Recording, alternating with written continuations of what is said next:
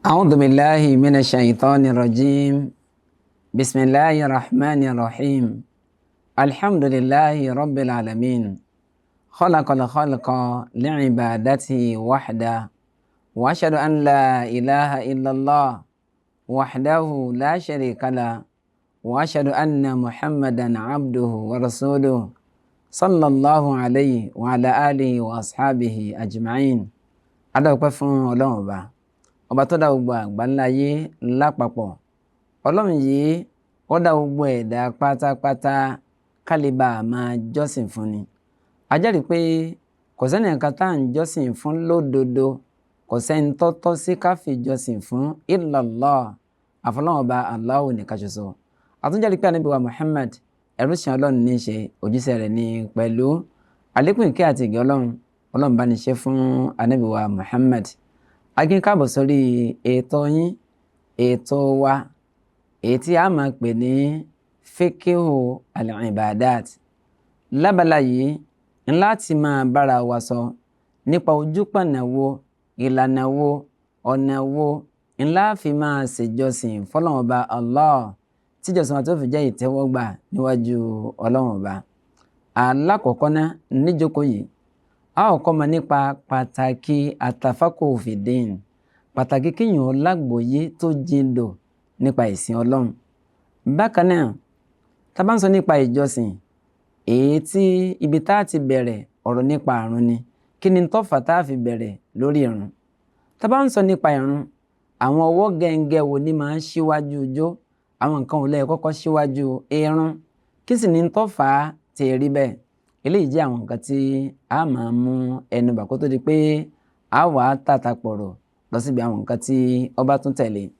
Tá bá ń sọ nípa àtàfàkù fìdín, ìlágbọ̀yé tó jíndò nínú ẹ̀sìn Ọlọ́run, ẹni Ọlọ́run ọba àlékè ọlá bá nífẹ̀ẹ́ sí lọ́lọ́run máa ń ṣe láàánú o.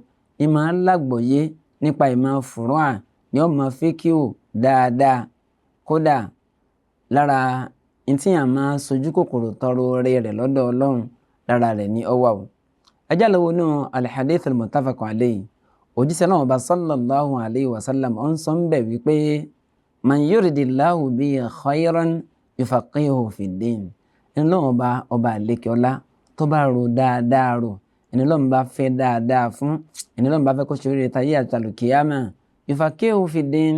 ntọ́lọ́wọ́ bó ṣe fún nítọ̀ ni pé yóò jẹ́ ó gbàgbọ́yé dáadáa, àgbọ́yé tó jíndò nípa ìsìn Ọlọ́run. Abẹ́lẹ́ ọba subhanahu wa ta'ala, àgbọ́yé tó jíndò nípa ìsìn Ọlọ́run wá jogún rẹ̀ fún ẹnì kọ̀ọ̀kan wa, ọlá ìpè méjì rẹ̀ Ọlọ́run, ọlá la ilaha illallah. Níbi ìyá wa tún bọ́ síbi ìdí pàtàkì tọ́lọ́run ọba tó fi dá wa. Mo ìsọnù mọ̀kọ́dímà pé Ọlọ́run lòun ò torí nǹkan kan míì dá wa ju pé láti máa jọ́sìn fún Ọlọ́run lọ. Nínú Suratul Dhariyat, wa ma khalaqtul jinna wal ins illa liya'budun. Nítorí kíni kan déèyàn àtàlùjànnú tayọ kálíbà máa jọ́sìn fíìmù Ọlọ́run ọba.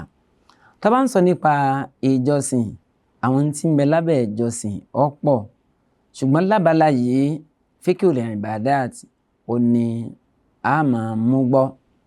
Fíkìú gangan lódindi ọ̀nà bíi mẹ́rin làwọn onímọ̀ ò ní wọ́n pín sí. Fiqhul Ibadat ó ń bẹ lọ́tọ̀, Fiqhu al-Usra òun náà ń bẹ, Mu'amalat òun náà ń bẹ, al-Jarā'im tàbí Uqubat òun náà ń bẹ. Fiqhul Ibadat ń lọ ń ṣàlàyé nípa ojúpọ̀nà bó la ṣe jọ́sìn fọ́lọ́run ọba adẹ́dà. Mu'amalat òun ń sọ nípa títà rírà, ìbálò láàrin ara wa síra wa, àwọn òǹdè wo ń ló dè wá, àwọn èwo ń ló tún wálẹ̀ níbi Mu'amalat òun láti máa ṣe lẹ́yìn. Ní pé ọjà wo mùsùlùmí lè tà, ọjà wo ló lè rà, ọjà wo ló gbọ́dọ̀ tà, ọjà wo ló gbọ́dọ̀ rà, Mu'amalat ní sọ nípa lẹ́yìn. Nígbà tí ó sẹ́rọ̀ tí ń sọ nípa mọ̀lẹ́bí, nípa lọ́kọ láyà, bó la ṣe fẹ́ obìnrin, àwọn ojúṣe àtàwọn ẹ̀tọ́ wo ló yẹ ká ṣe fáwọn ìyàwó wa, èwo làwọn náà ó ṣe gẹ́gẹ́ bí ìdápadà fún ọkọ wọn. Fiqhul Usra ń lọ ṣe lẹ́yìn. Bí pẹ́ǹtù kẹ́ bá wá ṣẹlẹ̀ láàrin lọ́kọ láyà, kí lójútu rẹ̀, ọmọ tí àti àbí ń kọ́, bó la ṣe ṣe lórí ọmọ, àti bẹ́ẹ̀ bẹ́ẹ̀ lọ. Ó ní Fiqhu al-Usra ń lọ kọ́nu. Nígbà tí al-Jarā'im tàbí Uqubat tí ń sọ nípa àwọn ìjìyà tí ń bẹ fún ẹ̀ ń bá dá ọ̀ràn kan àbó míì níbi fíkì wọn kò bá ibẹ̀ láti rí eléyìn. Ṣùgbọ́n níjókòó yìí lágbára Ọlọ́run Ọba fíkì ọ̀ràn ìbàdàt òní a máa bá ara wa sọ. Tá bá ń sọ nípa fíkì ọ̀ràn ìbàdàt à ń sọ nípa ìrun. Tá bá kàn sọ wípé sọ̀láàt ní tí ń bẹ lábẹ́ sọ̀láàtù ọ̀pọ̀ o. Nígbà tá bá ń tú kẹ̀kẹ́ rẹ̀ lẹ̀ láwárí wípé àṣebí àṣẹrun àṣojúbà kan tí ẹ ṣe ń wí àṣotì ẹ̀ jùlọ. À ń sọ nípa zakat, à ń sọ nípa sọ́ọ̀m, àwẹ̀ gbígbà, zakat ní yíyọ, à ń sọ nípa iṣẹ́ hajj àti bẹ́ẹ̀ bẹ́ẹ̀ lọ. Ìyẹn là ń pè ní fíkì ìbàdàt. Ibi ìrun ibẹ̀ láti wá bẹ̀rẹ̀. Tá bá ń sọ nípa àsọ̀láàt ìyẹn ìrun kíkí ntọ́ pàtàkì pọ̀ ní tí mùsùlùmí tíyàn gbọ́dọ̀ mójútó. Òjíṣẹ́ náà bá sallallahu alayhi wa sallam ó jẹ́ àmọ̀ wípé àkọ́kọ́ tí wọ́n kọ́kọ́ tú wò nínú iṣẹ́ tèmi àti yín tó bá jẹ́ ìgbìnà àlìkíyàmà ìrun ni ó. Ẹ̀ ń bá wá rírun kólẹ̀ lódindi tí ìrun rẹ̀ tó jẹ́ tẹ̀wọ́gbà àjẹpẹ́rú ẹni báwọn àwọn iṣẹ́ ìjọsìn míì tó bá tún ṣe yóò jẹ́ ìtẹ̀wọ́gbà níwájú Ọlọ́run bá Ta'ala. Ṣùgbọ́n tọ́bẹ̀ ilé forí sanpa tọ́bẹ̀ ilé kùnà lábala àrùn àánú Ọlọ́run nìkan ló kù o táwọn iṣẹ́ yòókù tí ó fi jẹ́ tẹ̀wọ́gbà níwájú Ọlọ́run bá Ta'ala. Yẹn ni wípé lára pàtàkì ìrun ònu lára ẹ̀ tún ni wípé ìrun ni al-fariqa bayna al-muslimi wal-kafiri. Ìrun ni ó jẹ́ àmọ̀ wípé eléyìí mùsùlùmí ni eléyìí kèfèrí ni. Al-ahdu alladhi baynana wa baynahumu s-salah. Àdéhùn tí ń bẹ láàrin wa àtàwọn tí wọ́n ṣe mùsùlùmí oní kí wọ́n máa kírun. Ẹ̀ ń bá ti ń kírun oní mùsùlùmí. Ẹn tí ò bá ti kírun irú ẹni báwọn kìí ṣe mùsùlùmí máa o.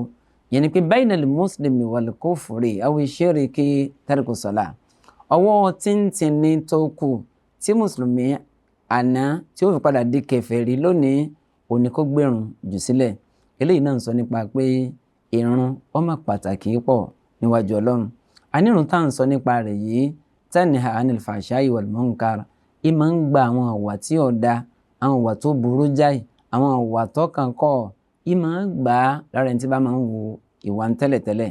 Arákùnrin kan wá bó òjíṣẹ́ Ọlọ́run Ọba sallallahu alayhi wa sallam ó nílò òjíṣẹ́ Ọlọ́run Ọba aládùúgbò mi lábala àjọsìn excellent ni o èèyàn pàtàkì ni o kódà a máa jí lóru a máa ṣe náfìlà o a máa ṣe gbá o ṣùgbọ́n lọ́sàn-án ọjọ́ ń bí ẹni tí ń fẹ́ wọ́ Ànábì ní sẹ́wọ́ oníkírun àwọn oníkírun ìrun tí ń kírun náà ni ó gba tí ọ̀dà tí ń bẹ lọ́wọ́ rẹ̀ ìrun ni ó gbà á lẹ̀ lọ́wọ́ rẹ̀. Ó fi jẹ́ pé àwọn tẹ̀rìbàwì yún wọ́n jẹ́ àmọ̀ wípé tó ń bá ń pè ọmọ ọdún méje bọ̀ ká máa ṣe àkíyèsí àwọn ìwà kan tí ò sí lọ́wọ́ rẹ̀ tẹ́lẹ̀tẹ́lẹ̀ yóò padà máa wà lọ́wọ́ rẹ̀.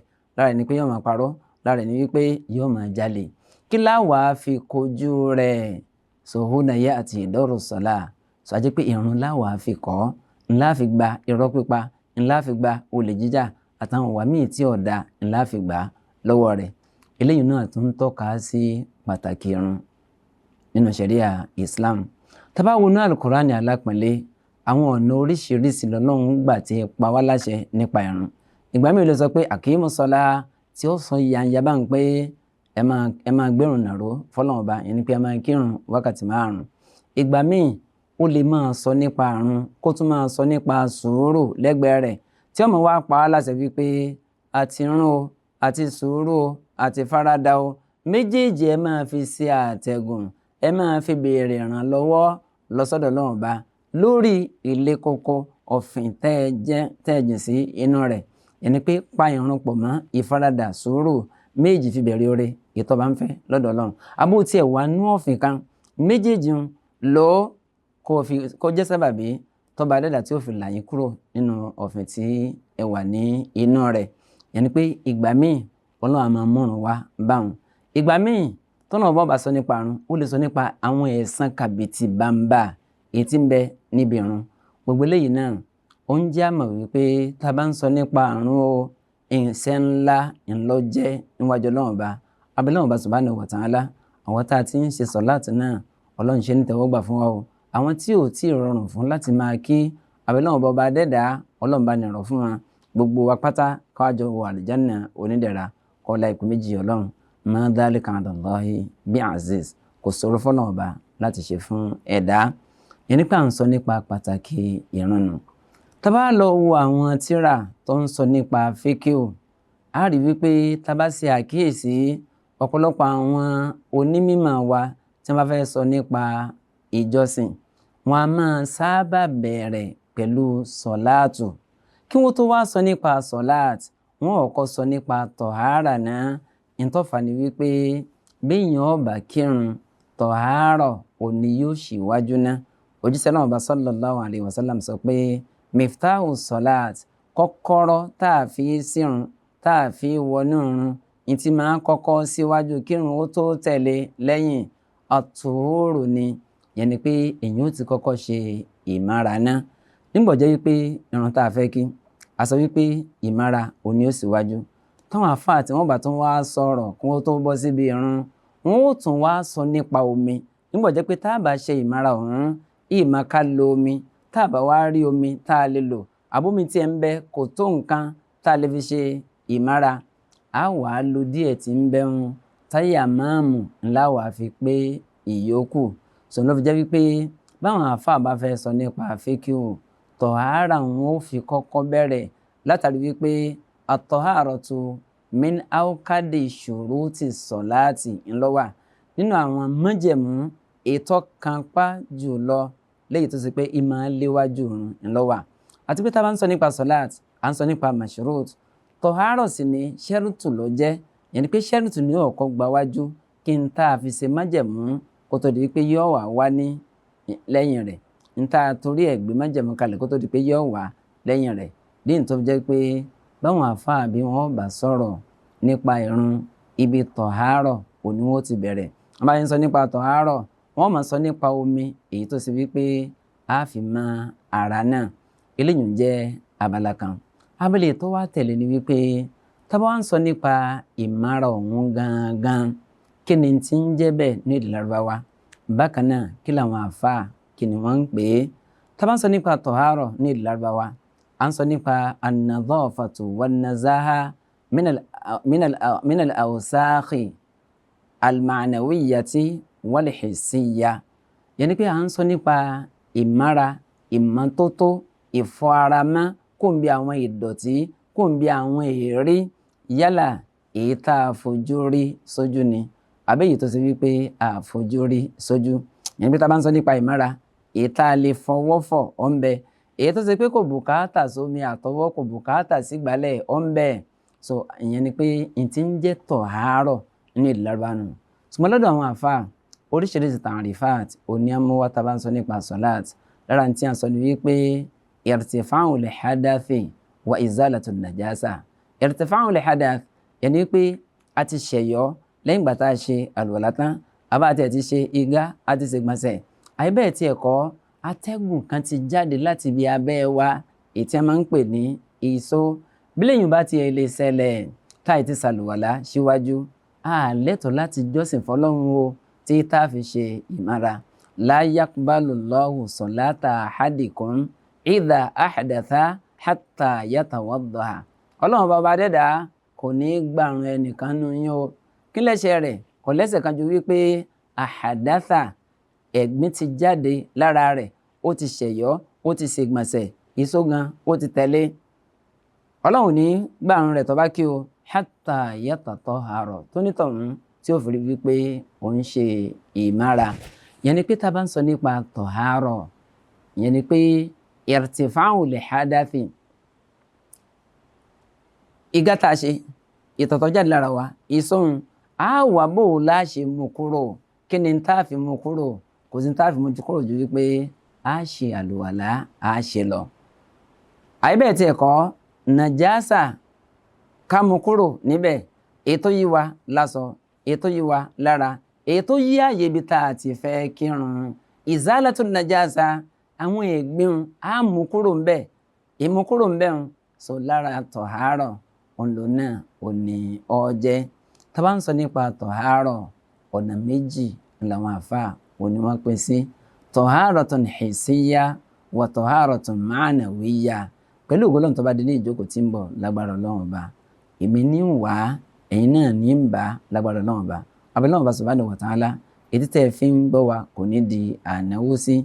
Tá bá wá pàdé, a máa wá ṣe àlàyé nípa ọ̀nà méjì tí tọ̀hárọ̀ èyí tí ó pín sí. wala taqulanna li shay'in inni fa'ilun dhalika ghadan illa an yasha Allah. subhanaka Allahumma rabbana wa bihamdik ashhadu an la ilaha illa ant astaghfiruka wa atubu ilayk.